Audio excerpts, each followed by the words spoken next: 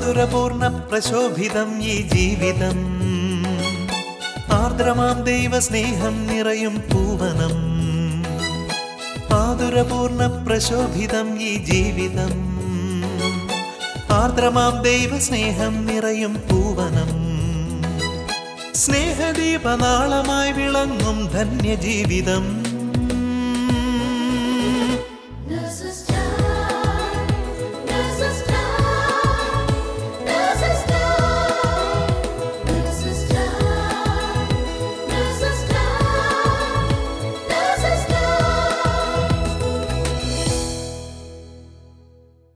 ഈശോ മിശിഹായ്ക്ക് സ്തുതിയായിരിക്കട്ടെ. ദൈവത്തിൻ്റെ നാമമായ കരുണയാൽ നിറഞ്ഞിരിക്കുന്ന എല്ലാ ശാലോം പ്രേക്ഷകരെയും നഴ്സസ് ടൈമിലേക്ക് സ്വാഗതം ചെയ്യുന്നു. കാരുണ്യവർഷത്തിൻ്റെ അവസാന ഘട്ടത്തിലെത്തി എന്ന് പറയുമ്പോഴും കരുണയുടെ കാലം ഈ 12 മാസം കൊണ്ട് തീരുന്ന ഒന്നല്ല. ഈ കാലഘട്ടത്തിൽ നാം ആവോളം സ്വീകരിച്ച ദൈവകരുണ മറ്റുള്ളവരിലേക്ക് അധികമായി ഒഴുക്കുമ്പോഴാണ് പരിശുദ്ധ പിതാവ് ഫ്രാൻസിസ് മാർപ്പാപ്പ പ്രഖ്യാപിച്ച കാരുണ്യവർഷത്തിൻ്റെ ഉദ്ദേശ സഫലമാകുന്നത്. ഇന്ന് ദൈവം നമ്മോട് സംസാരിക്കുന്നത് ബഹുമാനപ്പെട്ട ജോയി മേനാച്ചേരി അച്ഛനിലൂടെയാണ്. അച്ഛനെ നമുക്ക് ശ്രവിക്കാം.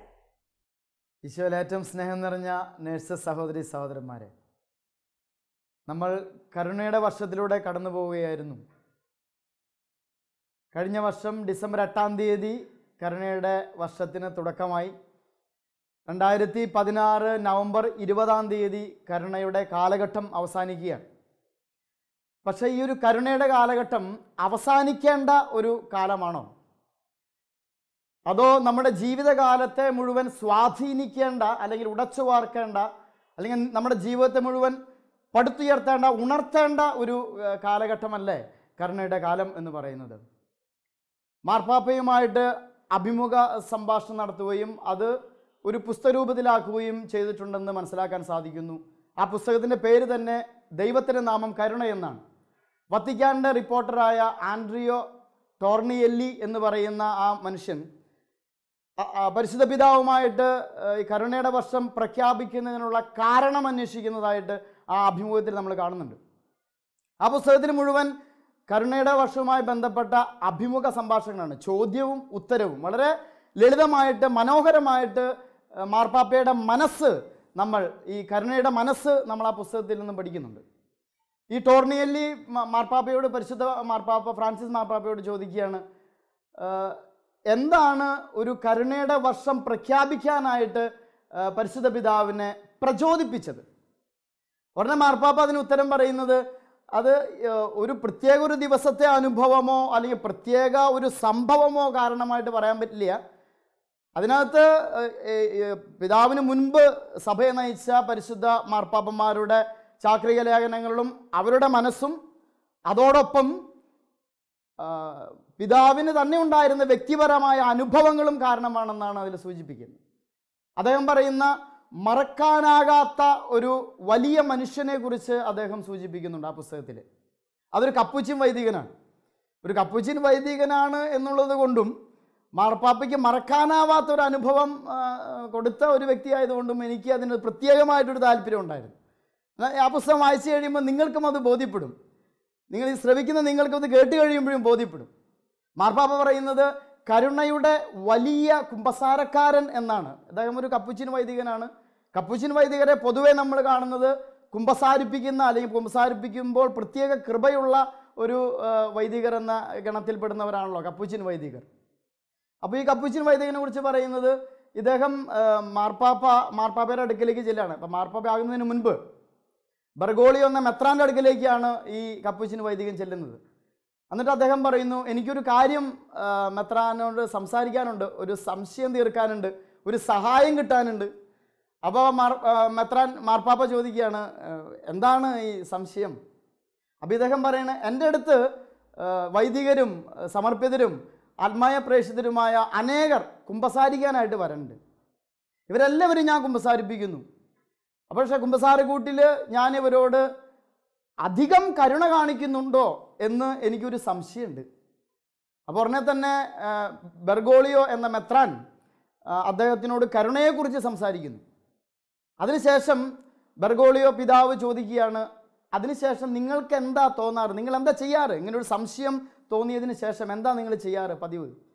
ഉടനെ തന്നെ ഈ കപ്പുച്ചിൻ വൈദികൻ പറയാണ്, കുമ്പസാരം കഴിഞ്ഞ് കഴിഞ്ഞാൽ ഞാൻ പിന്നെ നേരെ ആശ്രമത്തിൻ്റെ ചാപ്പലിൽ പോകും. ആ ആശ്രമത്തിൻ്റെ ചാപ്പലിൽ പോയിട്ട് അവിടെ സക്രാരിക്ക് മുമ്പിൽ മുട്ടുകുത്തിയിട്ട് ഞാൻ ഇങ്ങനെ ഈശോയെ നോക്കി പറയും, ഈശോയെ ഞാൻ ഇന്ന് കൂടുതൽ ക്ഷമിച്ചെങ്കിൽ നീ എന്നോട് ക്ഷമിക്കണം. പക്ഷേ ഈ ഒരു ചീത്ത പ്രകൃതി അല്ലെങ്കിൽ ഈ ഒരു ചീത്ത മാതൃക എനിക്ക് നൽകിയത് അങ്ങ് തന്നെയാണ് എന്നും പറഞ്ഞിട്ടാണ് ഇദ്ദേഹം അവസാനിപ്പിക്കുന്നത്. അപ്പോൾ മാർപ്പാപ്പ പറയുന്നത് കരുണയുടെ തന്നെ ഒരു മനുഷ്യനായി അദ്ദേഹം രൂപാന്തരപ്പെട്ടു. അതുകൊണ്ടാണ് അധികം കരുണ കൊടുക്കാൻ അദ്ദേഹത്തിന് സാധിക്കുന്നത്. കരുണയുടെ വർഷം തീരുകയാണ്. ഈ കരുണയുടെ വർഷത്തിൽ നമ്മൾ കാരുണ്യപ്രവർത്തികൾ 14 ചെയ്തിട്ടുണ്ട്. 14 കാരുണ്യപ്രവർത്തികളും സഭാമക്കൾ ഗൗരവത്തിൽ തന്നെ എടുത്തിട്ടുണ്ട്. എനിക്ക് തോന്നുന്നു ഈ കരുണയുടെ വർഷത്തെ സഭാമക്കൾ മാത്രമല്ല, ക്രൈസ്തവ ലോകം മാത്രമല്ല, ലോകം എമ്പാടുമുള്ള മനുഷ്യസ്നേഹികൾ കരുണയുടെ വർഷത്തെ ഗൗരവത്തിലെടുത്തിട്ടുണ്ട്. ഇത് വളരെ കാലിക പ്രാധാന്യമുള്ളൊരു വിഷയമായിട്ട് തന്നെ നമുക്ക് ബോധ്യപ്പെടുന്നു.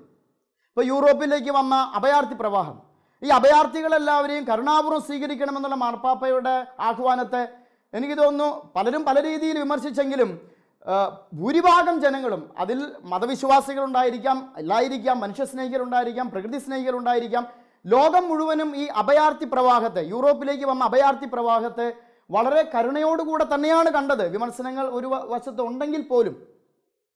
അപ്പോൾ കാലിക പ്രധാനമുള്ള ഒരു വിഷയമാണ് മാർപ്പാപ്പ ഈ ഒരു കരുണയുടെ വർഷത്തിലേക്കായിട്ട് തന്നത്. അത് നമ്മളെല്ലാവരും ഈ കരുണയുടെ 14 കാരുണ്യപ്രവർത്തികളും അനുഷ്ഠിച്ചുകൊണ്ട് ഈ ഒരു കരുണവർഷം തീർക്കണം എന്നുള്ളതല്ല. ഇത് തീർക്കാനുള്ള ഒരു കാരുണ്യവർഷമല്ല. ശരിക്കും പറഞ്ഞാൽ നമ്മളെ സ്വന്തമാക്കേണ്ടതാണ് കരുണ. നമ്മൾ സ്വന്തമാക്കേണ്ട ഒരു വർഷമായിട്ടല്ല ഇതിനെ കണക്കാക്കേണ്ടത്. നമ്മളെ സ്വന്തമാക്കേണ്ട, നമ്മളെ ആഹരിക്കേണ്ട, നമ്മളെ വിഴുങ്ങേണ്ട ഒരു വർഷമായിട്ടാണ് ഈ കരുണയുടെ വർഷത്തെ കാണുക. അതുവഴി നേരത്തെ പരിശുദ്ധ പിതാവ് പറഞ്ഞതുപോലെ കാരുണ്യത്തിൻ്റെ ആ വലിയ കുമ്പസാരക്കാരൻ, ആ കപ്പുച്ചിൻ വൈദികനെ പോലെ കാരുണ്യം തന്നെയായി നമ്മൾ രൂപാന്തരപ്പെടണം എന്നാണ്. ഉടനെ ഈ ടോർണിയെല്ലി എന്ന് പറയുന്ന ഈ പത്ര റിപ്പോർട്ടർ, ഇദ്ദേഹം വത്തിക്കാനിലെ ഔദ്യോഗിക റിപ്പോർട്ടറാണ്, അദ്ദേഹം ചോദിക്കുന്നു, ശരിയാണ്, നമ്മുടെ ലോകത്തിന് ഇത്രമാത്രം കരുണ ആവശ്യം വരുന്നത് എന്തുകൊണ്ടാണ്? മാർപ്പാപ്പ അതിന് ഉത്തരം നൽകുന്നത് മനുഷ്യവംശത്തിന് അഗാധമായ മുറിവേറ്റിരിക്കുന്നു എന്നാണ്. അഗാധമായി ആഴത്തിലുള്ള മുറിവ് ഏറ്റിരിക്കുകയാണ് മനുഷ്യവംശത്തിന്. ഈ മുറിവിൽ നിന്നും രക്ഷപ്പെടാനുള്ള സാധ്യതയില്ല എന്ന് വിശ്വസിക്കുന്നതും അതിലും ഭയങ്കര മുറിവാണ്. അപ്പോൾ ലോകത്തിനേറ്റ, മനുഷ്യവംശത്തിനേറ്റ ഈ മുറിവുകൾക്കുള്ള ഏക സിദ്ധ ഔഷധം എന്ന് പറയുന്നത് കരുണ കൊടുക്കുക എന്നുള്ളതാണ്, കരുണ പ്രവഹിക്കുക എന്നുള്ളതാണ്. ഇത്തരത്തിൽ കരുണ പ്രവഹിക്കേണ്ട, കരുണ ഒഴുക്കേണ്ട വ്യക്തികളാണ് വിശ്വാസികളെന്ന് വിശ്വാസികളെ ഓർമ്മിപ്പിക്കുക മാത്രമല്ല, ഇത് തന്നെയാണ് നമ്മുടെ ജീവിത വ്രതമെന്ന് നമ്മളെ ബോധ്യപ്പെടുത്താൻ വേണ്ടിയിട്ടാണ് സത്യത്തിൽ ഈ ഒരു കരുണയുടെ വർഷം പ്രഖ്യാപിക്കുന്നത് വഴി മാർപ്പാപ്പയുടെ മനസ്സുണ്ടായിരുന്നത്. എന്നിട്ട് മാർപ്പാപ്പ പറയുന്നു, സഭയെ കാണുന്നത്, അതായത് മുറിവേറ്റ് കിടക്കുന്ന ഈ മനുഷ്യവംശത്തിന് വേണ്ടിയുള്ള സിദ്ധൌഷധം എന്ന് മാത്രമല്ല, സഭയെ അദ്ദേഹം ഉപമിക്കുന്നത് ഒരു യുദ്ധക്കളത്തിൽ ആഴത്തിൽ മുറിവേറ്റ വ്യക്തികളെ ശുശ്രൂഷിക്കാനുള്ള ആശുപത്രിയോടാണ് സഭയെ പരിശുദ്ധ പിതാവ് ഉപമിക്കുന്നത്. അത് മനസ്സിൽ വെച്ചുകൊണ്ടാണ് അത്രേ മാർപ്പാപ്പ ഈ കരുണയുടെ വർഷം പ്രഖ്യാപിച്ചത്. ഇത് ഇത്തരത്തിലുള്ളൊരു ആശയം എനിക്ക് ആ കരുണയുടെ നാമം, ദൈവത്തിൻ്റെ നാമം കരുണ എന്നുള്ള ആ പുസ്തകത്തിൽ നിന്നാണ് കിട്ടിയത്. ഞാൻ വിചാരിക്കുന്നു ഞാൻ ഇത്തിരി വൈകിപ്പോയി ആ പുസ്തകം വായിക്കാനെന്നാണ്. കാരണം കരുണയുടെ വർഷത്തിൻ്റെ സമാപനത്തിലേക്ക് എത്തുമ്പോഴാണ് നമ്മൾ ആ പുസ്തകത്തെക്കുറിച്ച് അറിയുന്നതും വായിക്കുന്നതും ഒക്കെ. പക്ഷേ സ്നേഹം നിറഞ്ഞ നേഴ്സ് സഹോദരന്മാരെ, സഭയെ പരിശുദ്ധ പിതാവ് ഉപമിച്ചത് നിങ്ങൾ ശ്രദ്ധിച്ചോ? ഒരു ആശുപത്രിയോടാണ്. ഈ ആശുപത്രി എന്ന് പറഞ്ഞ സംഭവം എന്താണ്?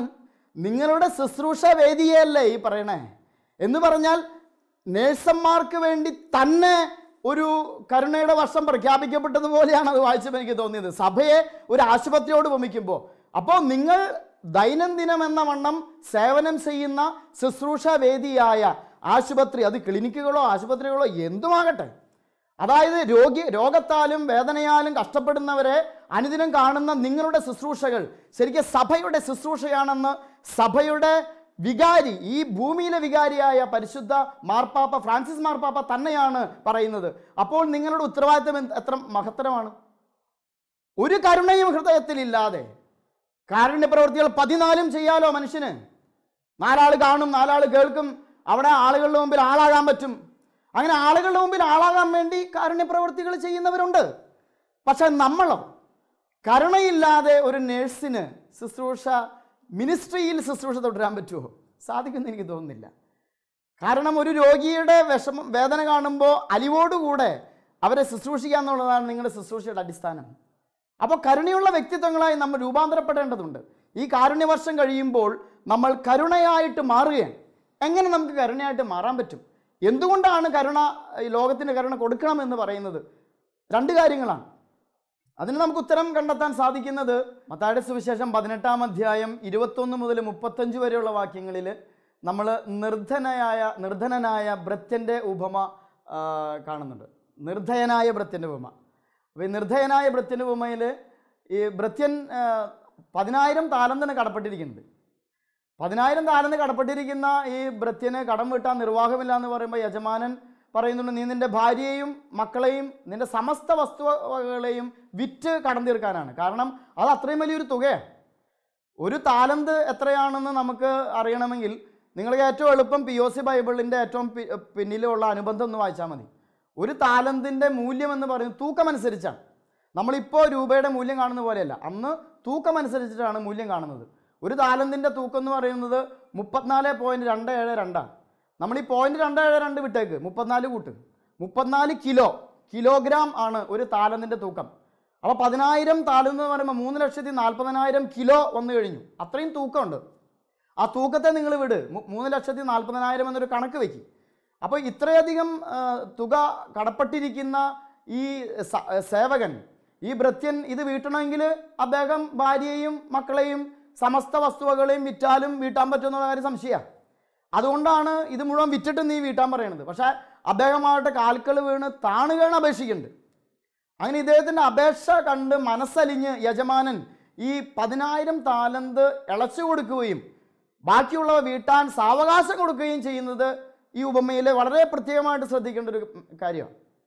എന്നാൽ ഈ സേവകൻ പിന്നെ പുറത്തേക്ക് ഇറങ്ങുമ്പോൾ കാണുന്നത് തൻ്റെ ഒരു സഹസേവകൻ, അവൻ 100 ധനാറയാണ് കടപ്പെട്ടിട്ടുള്ളത്. ഒരു ധനാറയുടെ മൂല്യം എന്ന് പറയുന്നത് 5.7 ഗ്രാമാണ്, കിലോഗ്രാം അല്ല.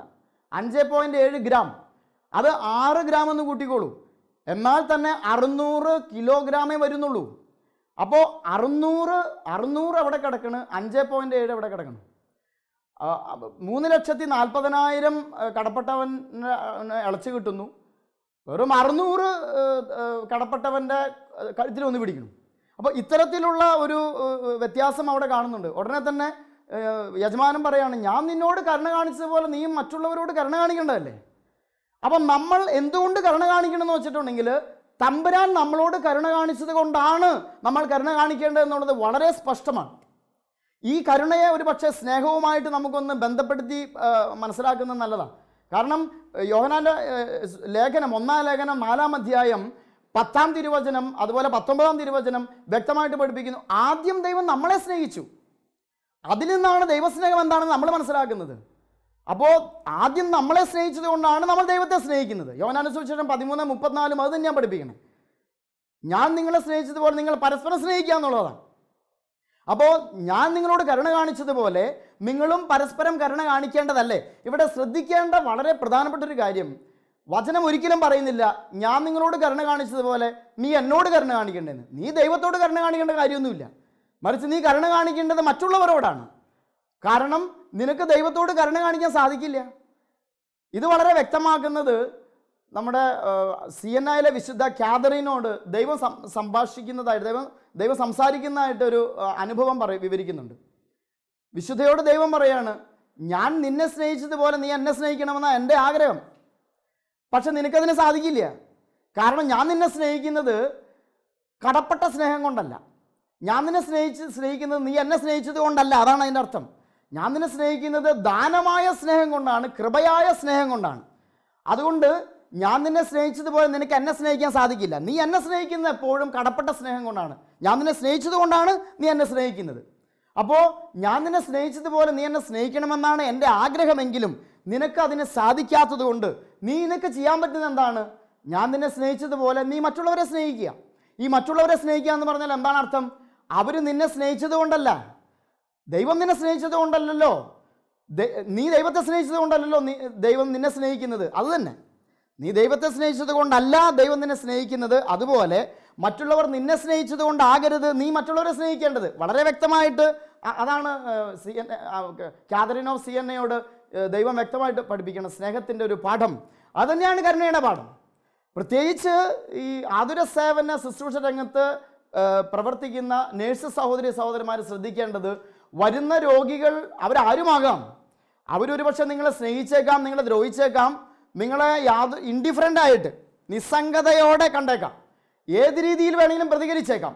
പക്ഷെ നമ്മുടെ പ്രതികരണം എങ്ങനെയായിരിക്കണം? കരുണയുള്ളതായിരിക്കണം. കാരണം തമ്പുരാൻ നമ്മോട് കരുണ കാണിച്ചിരിക്കുന്നു, അതുകൊണ്ട് നിങ്ങൾ മറ്റുള്ളവരോട് കരുണ കാണിച്ചേ പറ്റൂ. മാർപ്പാപ്പ പറഞ്ഞതായിട്ട് മനസ്സിലാക്കുന്നു.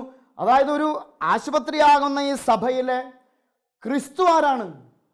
ഒരു നേഴ്സാണെന്നാണ് പറയുക. അപ്പോൾ നേഴ്സിനെ ക്രിസ്തുവിനോട് ഉപമിക്കുകയാണ്. അപ്പോൾ ക്രിസ്തു ഒരു രോഗിയുടെ മുറിവ് വച്ച് കെട്ടുന്നത് പോലെ ശുശ്രൂഷിക്കുന്നത് പോലെ തന്നെയാണ് ആശുപത്രിയോട് ഉപമിക്കുന്ന ഈ സഭയിൽ ഒരു നേഴ്സ് ചെയ്യുന്ന ശുശ്രൂഷ. അപ്പോൾ ക്രിസ്തുവിൻ്റെ ശുശ്രൂഷ തന്നെ ചെയ്യാൻ. അപ്പോൾ ഈ കാരുണ്യവർഷത്തിൻ്റെ സമാപനത്തിലേക്ക് എത്തി നിൽക്കുമ്പോൾ സ്നേഹം നിറഞ്ഞ സഹോദരി സഹോദരന്മാരെ, നേഴ്സ് സഹോദരി സഹോദരന്മാരെ ശ്രദ്ധിക്കേണ്ട കാര്യം ഇതാണ്. ഈ കരുണവർഷത്തോടുകൂടെ എൻ്റെ ജീവിതം മുഴുവൻ കരുണയായിട്ട് രൂപാന്തരപ്പെട്ടിട്ടുണ്ടോ? ഒരു സുപ്രഭാതത്തിൽ ഒരാൾ ഒരു വിശുദ്ധനായിട്ട് മാറുക എളുപ്പമല്ല. ഒരു സുപ്രഭാതത്തിൽ ഒരാൾ കൊടും പാപിയാകുകയും സാധ്യമല്ലാത്ത കാര്യമാണ്.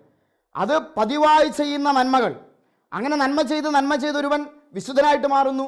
കരുണ ചെയ്ത് അതുകൊണ്ടാണ് ഒരു വർഷം നമുക്ക് തന്നത് 14 കാരുണ്യപ്രവർത്തികൾ. കരുണാപൂർവം ചെയ്ത് നിങ്ങൾ കരുണയായിട്ട് രൂപാന്തരപ്പെടുകയാണ്. അത്തരത്തിൽ നിങ്ങൾ കരുണയായിട്ട് രൂപാന്തരപ്പെട്ടോ? ഇപ്പോൾ നല്ല കള്ളൻ അവസാനം സ്വർഗവും മോഷ്ടിച്ചു നമ്മൾ പറയുന്നു. ഒരു സുപ്രഭാതത്തിൽ അദ്ദേഹം സ്വർഗം മോഷ്ടിക്കുകയല്ല, മറിച്ച് അദ്ദേഹത്തിൻ്റെ ആ ഒരു സുവിശേഷഭാഗത്തിൽ നമ്മൾ വ്യക്തമായിട്ട് പഠിക്കുന്നു. അദ്ദേഹത്തിന് പറയുന്നു, നിനക്ക് ദൈവഭയം ഇല്ലേ? നീയും ഒരേ തെറ്റിലല്ലേ അകപ്പെട്ടിരിക്കുന്നത്? നമ്മളെല്ലാം ഒരേ കുറ്റക്കാരല്ലേ? എന്നാൽ ഈ മനുഷ്യൻ നീതിമാനല്ലേ? എന്നിട്ടാണ് അദ്ദേഹം പറയുന്നത്, നീ നിന്റെ രാജ്യത്തിലായിരിക്കും എന്നെയും ഓർക്കുക. അപ്പോൾ ഒരു സുപ്രഭാതത്തിൽ പെട്ടെന്ന് ഒരാൾക്ക് കരുണയായിട്ട് മാറാൻ പറ്റില്ല. അതിന് ഒരു പ്രവർത്തന പരിചയം ആവശ്യമാണ്. അപ്പോൾ ഈ പ്രവർത്തന പരിചയത്തിൻ്റെ ഒരു കാലമാണ് കഴിയുന്നത്. ഇതിന് ശേഷം അത് കഴിഞ്ഞു കഴിഞ്ഞാൽ പിന്നെ നമ്മൾ കരുണയുടെ മുഖമായിട്ട്, കരുണയുടെ വ്യക്തിത്വമായിട്ട് നമ്മൾ ഇറങ്ങണമെന്നാണ്. അങ്ങനെ സമസ്ത കത്തോലിക്ക വിശ്വാസികളും സമസ്ത ക്രൈസ്തവ ലോകവും കരുണയുടെ രൂപവുമായിട്ട് ലോകത്തിലേക്ക് ഇറങ്ങുകയാണെങ്കിലോ, ലോകത്തിൻ്റെ ഏറ്റവും വലിയ മുറിവുകൾക്കുള്ള സിദ്ധൌഷധമായി കരുണ ഒഴുകുകയാണ്. യോഹന്നാന്റെ സുവിശേഷം 7-ാം അധ്യായത്തിൽ നമ്മൾ വായിക്കുന്നത് പോലെ, എന്നിൽ വിശ്വസിക്കുന്നവൻ്റെ ഹൃദയത്തിൽ നിന്ന് വിശുദ്ധീകരിക്കുന്ന പ്രഖ്യാപിക്കുന്ന പോലെ ജീവജലത്തിൻ്റെ അരുവികൾ ഒഴുകുമെന്നാണ്. ഇനി ഒഴുകേണ്ട ഈ ജീവജലത്തിൻ്റെ അരുവിയുടെ പേരാണ് കരുണ. അപ്പോൾ കരുണയുടെ വ്യക്തിത്വങ്ങളായി നേഴ്സ് സഹോദരി സഹോദരന്മാർ രൂപാന്തരപ്പെടണം. അങ്ങനെയുള്ള വ്യക്തിത്വങ്ങൾ ഓരോ ആശുപത്രിയിലും ക്ലിനിക്കുകളിലേക്കും എത്തുമ്പോൾ അവിടെ ശരിക്കും രോഗികൾ കണ്ടുമുട്ടുന്നത് ക്രിസ്തുവിനെ തന്നെയാണ്. അതാണ് നമ്മുടെ ശുശ്രൂഷയുടെ അനന്യത എന്ന് പറയുന്നത്. ലോകമാസകലമുള്ള എല്ലാ നേഴ്സുമാരും കരുണയുടെ മുഖവുമായിട്ട് രൂപാന്തരപ്പെട്ട് കഴിഞ്ഞാൽ പിന്നെ രോഗികളെ സുഖപ്പെടുത്താൻ കർത്താവിന് എത്ര എളുപ്പമായിരിക്കും. നിങ്ങളിലൂടെ ലോകം കാണുന്നത് ക്രിസ്തുവിൻ്റെ വ്യക്തിത്വത്തെ തന്നെയല്ലേ? അപ്പോൾ ഈ ലോകത്തിന് ഏറ്റവും വേണ്ട ആവശ്യം സിദ്ധൌഷധം എന്ന് പറയുന്നത് കരുണയല്ലാതെ മറ്റൊന്നുമല്ല. അത്തരത്തിലുള്ള കരുണയുടെ വ്യക്തിത്വങ്ങളായി നമ്മൾ രൂപാന്തരപ്പെടണമെന്നാണ് ഈ കരുണയുടെ വർഷത്തിൽ പരിശുദ്ധ മാർപ്പാപ്പ നമ്മിൽ നിന്നും പ്രതീക്ഷിക്കുന്നത്. ഒരു നിമിഷം നമുക്ക് കൂപ്പുകരങ്ങളോടെ പ്രാർത്ഥിക്കാം. ലോകമെമ്പാടുമുള്ള എല്ലാ നേഴ്സസ് സഹോദരി സഹോദരന്മാരും കരുണയുടെ മിഷണറിമാരായി രൂപാന്തരപ്പെടുവാനും അതുപോലെ ചെയ്യുന്ന ഓരോ ശുശ്രൂഷകളും കർത്താവിൻ്റെ പരിശുദ്ധാത്മാവിൻ്റെ അഭിഷേകത്തോടുകൂടെ ചെയ്യുവാനുമായുള്ള കൃപയ്ക്കായിട്ട് നമ്മൾ കണ്ണുകളടച്ച് കരങ്ങൾ കൂപ്പി പ്രാർത്ഥിക്കുകയാണ്. കർത്താവായ ഈശോയെ, അങ്ങയുടെ തിരുഹൃദയത്തിന് അനുരൂപപ്പെട്ട് കരുണയുടെ മാലാഖമാരും മിഷണറിമാരായി ഞങ്ങൾ രൂപാന്തരപ്പെടുത്തണമേ. അതുവഴി ഞങ്ങൾ ശുശ്രൂഷ ചെയ്യുന്ന മേഖലകൾ വിശദീകരിക്കപ്പെടട്ടെ. ഞങ്ങളുടെ വ്യക്തിത്വവും ഞങ്ങളുടെ കുടുംബജീവിതവും അനുഗ്രഹിക്കപ്പെടട്ടെ. അതുവഴി ലോകം മുഴുവനും ലോകത്തിൻ്റെ മുറിവിന് ഉള്ള സിദ്ധൌഷധം കർത്താവായ ഈശോ ഞങ്ങളുടെ ഹൃദയത്തിൽ നിന്നൊഴുകിയ കരുണ തന്നെയാണെന്ന് ബോധ്യമാകുവാൻ തക്കവിധം ഞങ്ങളുടെ ജീവിതങ്ങളെ രൂപാന്തരപ്പെടുത്തണമേ എന്ന് പ്രാർത്ഥിക്കാം. പരിശുദ്ധമ്മ ദേവമാതാവ് അമ്മയുടെ മധ്യസ്ഥം കരുണയുടെ ഈ വർഷത്തെ സമാപനത്തിൽ ഞങ്ങൾ ഒന്നു ചേർന്ന് യാചിക്കുന്നു, പ്രാർത്ഥിക്കുന്നു. ഒന്ന് ചേർന്ന് നമുക്ക് പ്രാർത്ഥിക്കാം. നന്മ നിറഞ്ഞ മറിയമേ സ്വസ്തി, കർത്താവ് അങ്ങയോടുകൂടെ സ്ത്രീകളിൽ അങ്ങ് അനുഗ്രഹിക്കപ്പെട്ടവളാകുന്നു. അങ്ങയുടെ ഉദരത്തിൻ ഫലമായി ഈശോ അനുഗ്രഹിക്കപ്പെട്ടവനാകുന്നു. പരിശുദ്ധ മറിയമേ തമ്പുരാൻ്റെ അമ്മേ, പാപികളായ ഞങ്ങൾക്ക് വേണ്ടി എപ്പോഴും ഞങ്ങളുടെ മരണസമയത്തും തമ്പുരാനോട് അപേക്ഷ കൊള്ളണമേ. ആമേൻ. ഈശോ മിശിഹായ്ക്ക് സ്തുതിയായിരിക്കട്ടെ.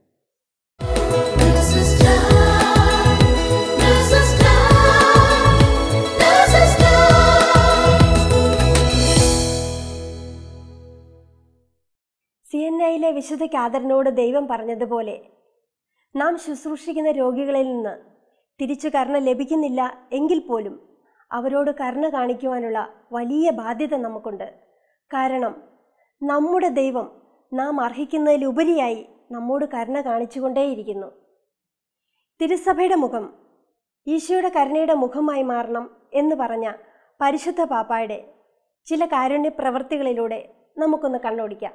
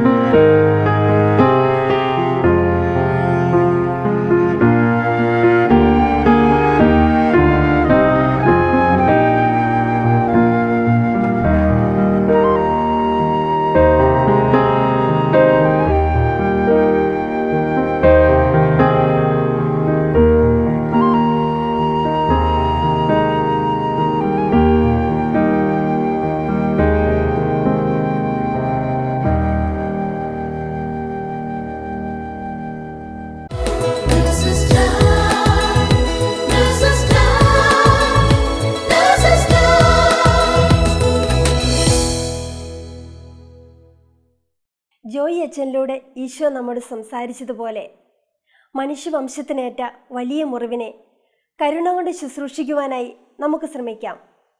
ഓരോ നഴ്സും കരുണയുടെ മിഷണറിമാരായി മാറുന്നതിനായി ലോകമെമ്പാടുമുള്ള നഴ്സുമാരെയും അവരുടെ കുടുംബത്തെയും പ്രത്യേകിച്ച് ജോയി അച്ഛനെയും കരുണയുടെ അമ്മയായ പരിശുദ്ധ കന്യകാമറിയത്തിൻ്റെ വിമല ഹൃദയത്തിലേക്ക് സമർപ്പിച്ചുകൊണ്ട് നമുക്ക് ഈശോയോട് പ്രാർത്ഥിക്കാം. ഓരോ നഴ്സും ഒരു വിശുദ്ധനായി തീരട്ടെ, ഒരു വിശുദ്ധയായി തീരട്ടെ. ദൈവമാതാവും ഞങ്ങളുടെ അമ്മയുമായ കന്യകാമറിയമേ, ഫാത്തിമാനാഥേ, എന്നെയും എൻ്റെ കുടുംബത്തെയും തിരുസഭയെയും മാനവകുലത്തെയും ലോകമെമ്പാടുമുള്ള നേഴ്സുമാരെയും അങ്ങേ വിമല ഹൃദയത്തിന് പ്രതിഷ്ഠിക്കുന്നു. അങ്ങേ ശക്തിയുള്ള സംരക്ഷണത്തിൽ ഞങ്ങളെ കാത്തുകൊള്ളണമേ. അങ്ങ് ഞങ്ങളുടെ നാഥയും സംരക്ഷകയുമാകണമേ. ആത്മീയവും ശാരീരികവുമായ സകല അപകടങ്ങളിലും ക്ലേശങ്ങളിലും നിന്ന് ഞങ്ങളെ രക്ഷിച്ചുകൊള്ളണമേ. എല്ലാറ്റിലും ദൈവേഷ്ടം കണ്ടെത്തി നിറവേറ്റുവാനും യേശുവിൻ്റെ തിരുഹൃദയത്തിന് പ്രീതികരമായ വിധത്തിൽ ജീവിച്ച് സ്വർഗഭാഗ്യത്തിലെത്തിച്ചേരുവാനും കാരുണ്യനാഥേ, ഞങ്ങളുടെ സ്നേഹമുള്ള അമ്മേ, ഞങ്ങളെ സഹായിക്കണമേ. ആമേൻ.